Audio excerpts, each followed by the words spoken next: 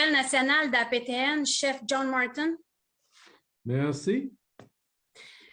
Première question, selon vous, quels seront les impacts sur les langues autochtones si le projet de loi reste comme il est en ce moment?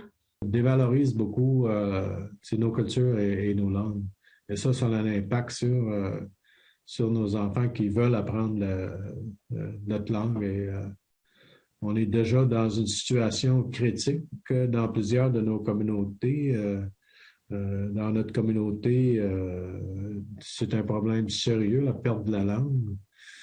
Donc, ça aggrave la situation au niveau des langues. Ça aide pas. Est-ce que la PNQL ou les chefs demandent à ce que le projet de loi soit revisé en son ensemble ou juste une partie du projet de loi 96?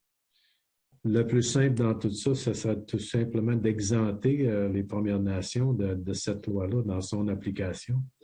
Parce que ça a un impact aussi, si on regarde au niveau santé, des professionnels qui peuvent pratiquer dans nos communautés. Puis plusieurs de nos communautés anglophones, nos communautés sont près des frontières, soit l'Ontario ou le Nouveau-Brunswick. Et ça cause des problèmes pour être capable d'avoir accès aux professionnels qui sont formés dans d'autres provinces. Fait que ça empêche ce genre de service-là de se donner dans la communauté. Donc, ça a un impact au niveau santé aussi. Puis, avant de conclure l'entrevue, est-ce que vous vouliez ajouter un commentaire ou des commentaires supplémentaires?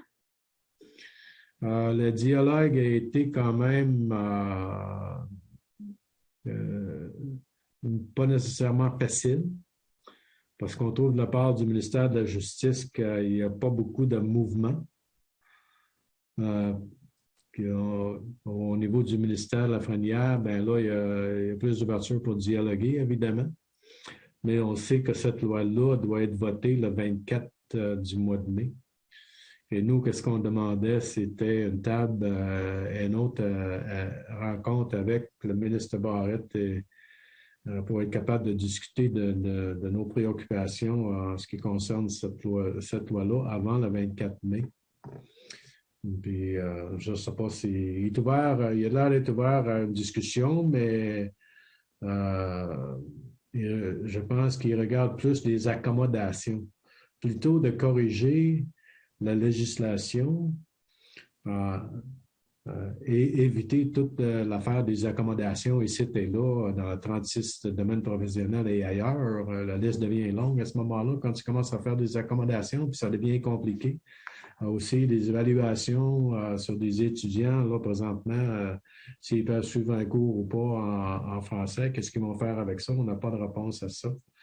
Donc, la grande question pour moi au ministère de la Justice, c'était c'est quoi qui vous empêche à ce moment-ci de ne pas corriger la loi et faire les modifications nécessaires pour accommoder les Premières Nations? Est-ce qu'il va y avoir d'autres étapes à faire d'ici le 24 mai? Mais c'est pas mal ça qu'on veut. On veut avoir une rencontre avec eux autres. Ça, c'est à confirmer. Si on va être capable d'avoir la rencontre avant le 24 mai. Mais même si le 24 mai, la loi passe, on va, à ce moment-là, ça veut dire qu'il n'y a pas eu d'accommodement dans la législation. Ils sont allés devant. Peu importe les impacts sur les Premières Nations, ils vont aller devant d'après ce que je peux voir. Donc, ça va être des tables ensuite de ça pour essayer de chercher des accommodations pour nos étudiants parce que ça ne peut pas continuer comme ça. La perte d'étudiants ne peut pas continuer comme ça. C'est nos lendemains qu'on est en train de perdre. Notre développement, c'est